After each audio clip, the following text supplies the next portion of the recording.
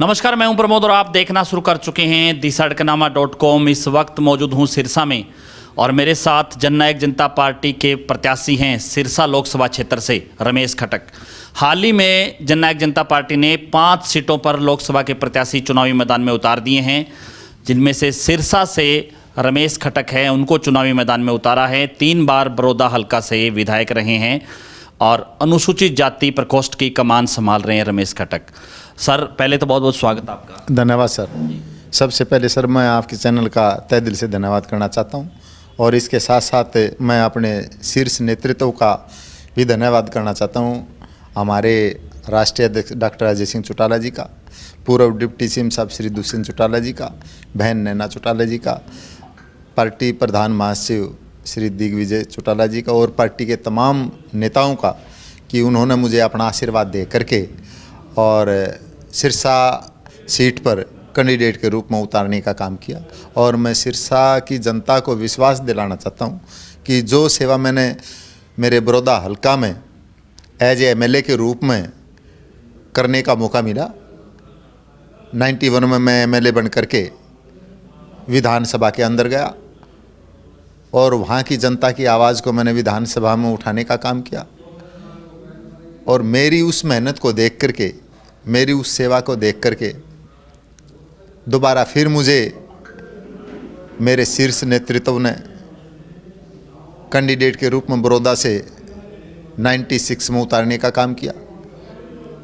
फिर दोबारा बड़ौदा की जनता ने मुझे अपना आशीर्वाद दे करके विधानसभा में भेजने का काम किया। फिर मुझे तीसरी बार मेरे नेताओं ने अपना आशीर्वाद दे करके बड़ौदा के अंदर भेजने का काम किया और तीसरी बार एमएलए के रूप में फिर मैं विधानसभा में गया। तो जो भी वहाँ की जनता की आवाज़ थी, जो भी डेवलपमेंट के काम थे, उनको पूरा कराने का काम किया। उसी पैटर्न पर, उसी आधार पर मैं सिरसा की जनता को विश्वास दिलाना चाहता हूँ कि जो मेरे शीर्ष नेतृत्व ने अपना आशीर्वाद दे करके चाबी के रूप में जो हमारी पार्टी का चिन्ह है लोगों के बीच में भेजा है, तो जैसे बड़ौदा में सेवा की थी, सिरसा लोकसभा से जो पावर मुझे एज ए चाबी के रूप में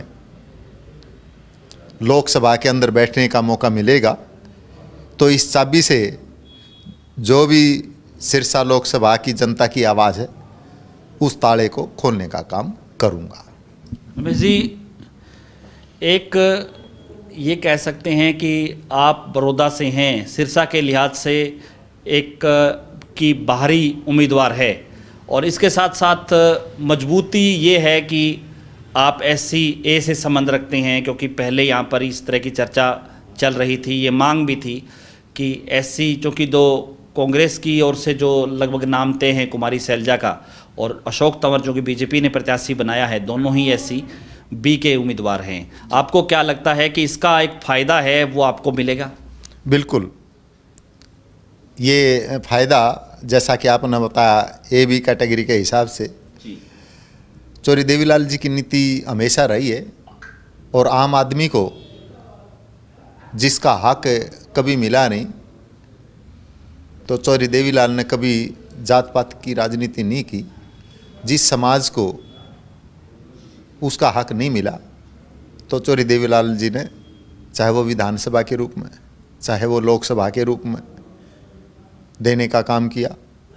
और आज उसी आधार को लेकर के जो मुझे, क्योंकि भारतीय जनता पार्टी ने भी हमारे वर्ग को टिकट नहीं दिया, जो दे रखी थी वो भी वापस ले ली,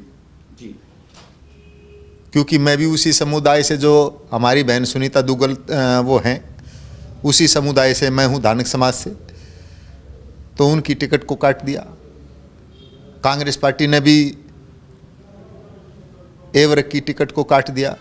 तो उस बात को लेकर के सारे हरियाणा के अंदर लोगों के अंदर रोष है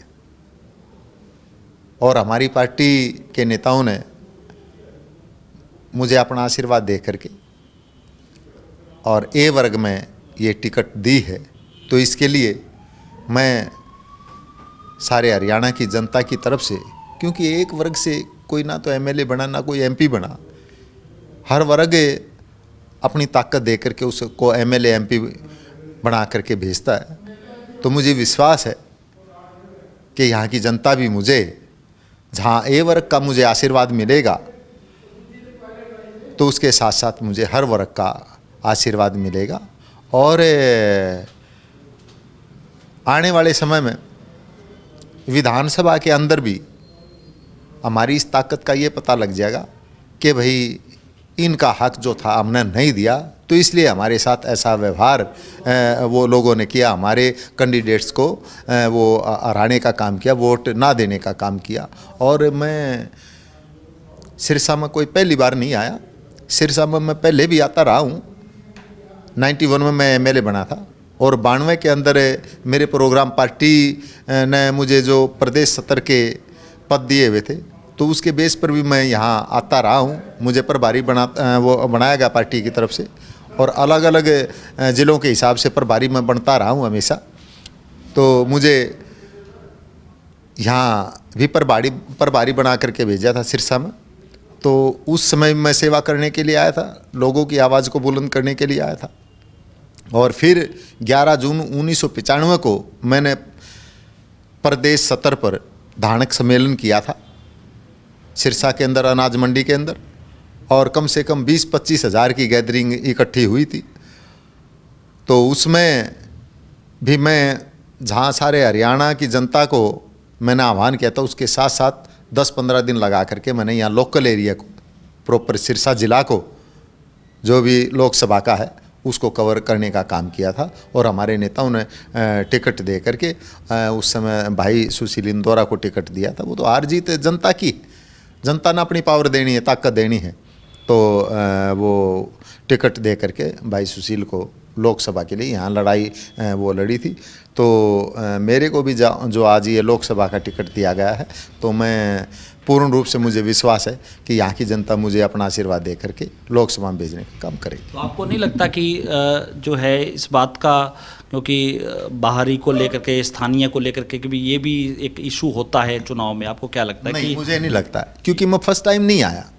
मैंने जैसा कि पहले आपको बताया भाई, 92 में भी मैं यहाँ आता रहा हूँ, और कोई ब्याह शादी या पार्टी का कोई काम है तो उसको लेकर के मैं आता रहा हूँ। और बीच बीच में जैसा भी है तो बाकायदा मेरा आना जाना लोगों के बीच में रहा है, कभी भी हमारा गैप नहीं हुआ।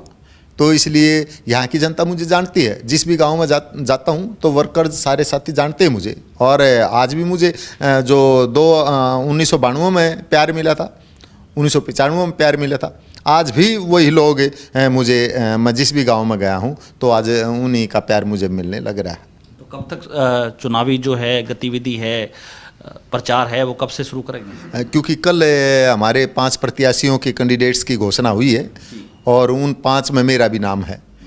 तो मैं आज सिरसा के अंदर आया हूँ और हमारे वरिष्ठ साथियों की मीटिंग ली है। हमने बैठ कर के सभी ने मंथन किया कि भाई किस तारीख से और किस हल्के का प्रोग्राम बनाना चाहिए। तो हमारे प्रोग्राम बने हुए हैं। तो जो भी आदेश हमारे वरिष्ठ नेता बैठे हुए हैं, पार्टी के तमाम वर्कर्स साथी, तो जहाँ भी वो कहेंगे जिस इलाके में, जिस हल्के में, मैं वहीं उसी इलाके के प्रोग्राम के हिसाब से चलूँगा। सिरसा की भौगोलिक स्थिति का रमेश खटक को कितना ज्ञान है?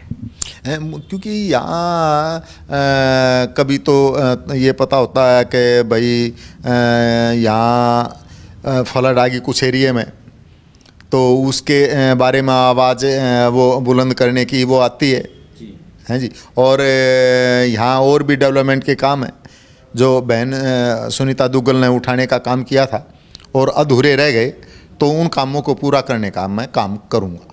धन्यवाद। हमारे साथ जुड़े जननायक जनता पार्टी के प्रत्याशी रमेश खटक, और जो कि कल ही टिकट अनाउंस हुआ था और आज इन्होंने कार्यकर्ताओं की मीटिंग ली है और उसके बाद जो है शहर की अनेक संस्थाओं से जाकर के बातचीत भी की है और बहुत जल्द है अपना चुनावी प्रचार भी शुरू करेंगे। ज़्यादा से ज़्यादा इस वीडियो को आप शेयर जरूर कर दीजिए और कमेंट सेक्शन में आप अपनी राय जरूर दीजिए कि इस इंटरव्यू को लेकर के आप क्या सोचते हैं। अगर आपका कोई सवाल है तो आप हमें कमेंट सेक्शन में अपना सवाल लिखिए ताकि अगले इंटरव्यू पे उस सवाल पे भी चर्चा की जा सके। बहुत बहुत शुक्रिया।